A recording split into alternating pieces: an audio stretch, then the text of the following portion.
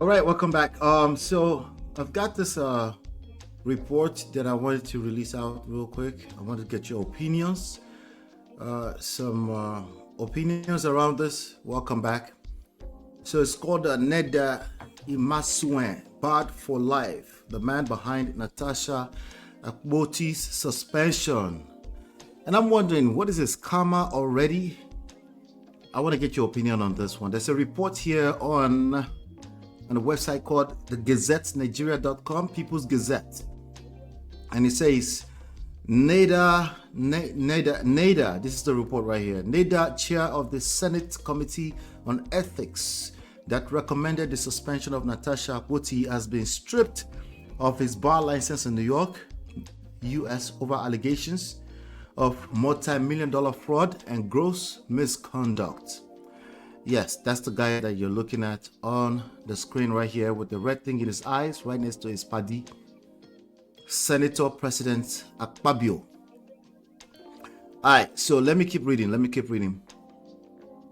So a document obtained by People's Gazette showed that Mr. IMASUEN had been disbarred for life in New York after he swindled his client, absconding with representation fees without making an appearance for her in court. The Gazette spoke with a court officer who said Mr. IMASUEN was permanently disbarred after collecting money from a client and failing to represent her. He also refused to comply with the disciplinary panel's attempt to investigate his misconduct. Daphne Sheffield hired Mr. IMASUEN to represent her on a matter in 2009 and paid him tens of millions of dollars for legal fees instead of appearing for Mr. Sheffield. I think it's pronounced Sheffield or Sheffield. Okay, whatever. Sheffield. I'm gonna go with Sheffield. Instead of appearing for Miss Sheffield, Mr. IMASUEN absconded with the money, a move that triggered a morass of petitions, given that his actions contravened existing New York bar code and rules. Despite being served with petitions on multiple occasions in the US, Mr. IMASUEN failed to respond to any of the petitions and did not ask for an extension of time to file a response. The Edo South senator instead fled to Nigeria with Ms. Sheffield's funds to lay low and escape disciplinary actions from the grievance committee, the body responsible for issuing rulings for infractions of juries. Following several failed attempts to obtain a response to petition files, the grievance committee for the 2nd, 11th, and 13th judicial districts terminated Mr. IMASUEN's license to practice law in New York. And I quote, NEDA B. IMASUEN admitted as NEDA Bernard IMASUEN is disbarred and his name is stricken from the roll of attorneys and counselors at law, reads a decision of the grievance committee on May 10, 2010. United States all public record. Okay, so especially if it's going to affect consumers. Okay. NEDA Bernard IMASUEN is commanded to desist and refrain from 1. Practicing law in any form, either as principal, agent, clerk, or employee of another. 2. Appearing as an attorney or counsel at law before any court, judge, justice board, commission, or other public authority, reads a notice of his disbarment. Meanwhile, in Nigeria, Mr. IMASUEN, 66 years old, rode on the waves of the Labour Party to win the Edo South senatorial poll in 2023 and warmed his way to becoming the chair of the Senate Committee on Ethics, Code of Conduct, ironically, and Public Petitions. That's the same man with the 15-year-old history of disregarding petitions was now heading the Senate Committee on Ethics and Public Petitions, called into question the integrity, if any, of the people in the nation's leadership positions. This is embarrassment.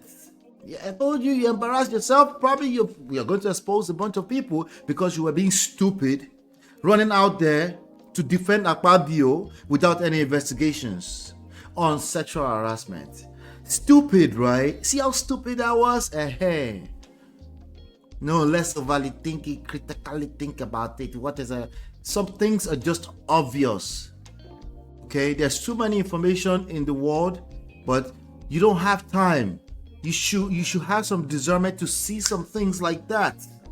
For example, a bunch of grown men jumping out there to defend another man against a woman with a situation that's not been investigated properly.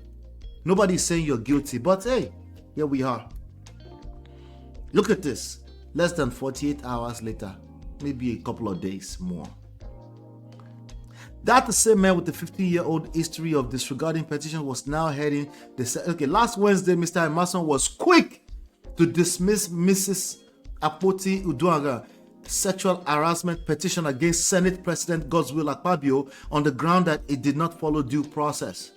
The Edo senator dismissed the petition as dead on arrival because he probably was speaking New York English too, really. Because Mrs. Akpoti Uduaghan signed the document, which he said violated the Senate rule book. He later accepted it on Friday after the female lawmaker resubmitted it with the signature of her constituent members.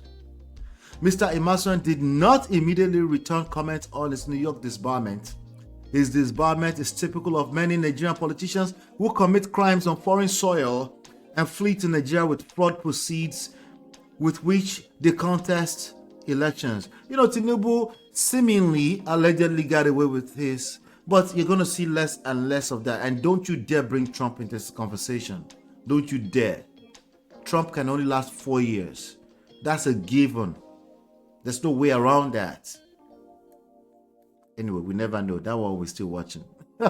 Former Speaker and the President's Chief of Staff, Femi Gbajabiamila, got his law license terminated by the state bar of Georgia in the U.S. over his corruption and ethical lapses.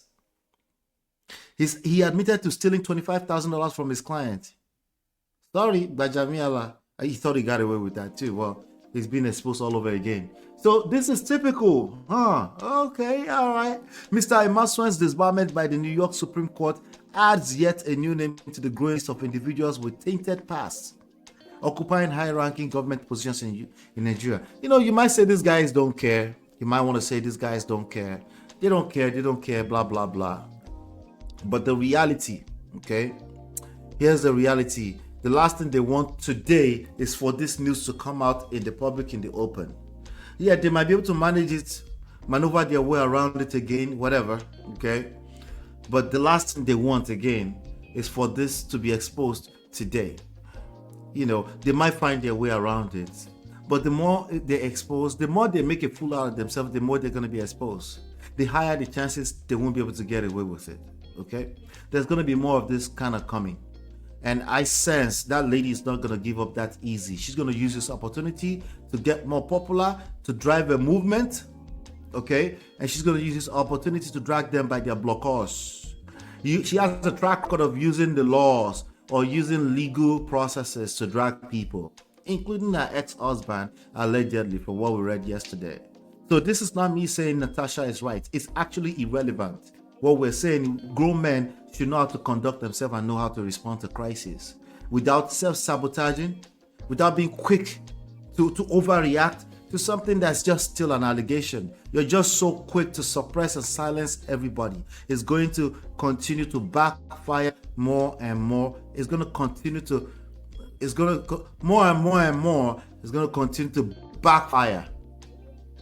Okay? And I'm happy to see it because we can learn. The lesson is not to be morally right. The lesson here is that there are due processes and there's some wisdom that you need to acquire around these kind of things, okay? And clearly, they violated that, okay? In the name of Natasha was violating, but actually they were the one violating because they weren't paying attention to everything else around them. Do me a favor, hit the like button, share, subscribe, turn on notifications. Let me know what your thoughts are about this. Is this karma already? No, maybe me too, I should chill. Let me know what your thoughts are. I really want to know what you're thinking about this. I'll be right back. Girl, it's your love that I've been missing. I saw your hugs, your touching and kissing. Me love on the floor, the couch in the kitchen. one loving, we done enough.